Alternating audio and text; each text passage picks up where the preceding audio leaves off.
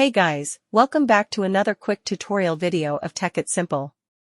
In this video, I'm going to show you how you can configure the week start setting into your Proton Mail. So without any further ado, let's dive right into this exciting video. In order to do that, you firstly have to open the Proton Mail application. Now, after opening the Proton Mail, click on this button here and then go to the calendar of Proton Mail.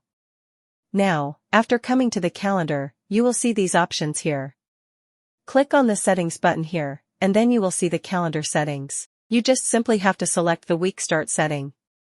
In here, you will get automatic option at default, and you can set your week starts into here as Sunday, Monday, Saturday, whichever day you want to set into these three.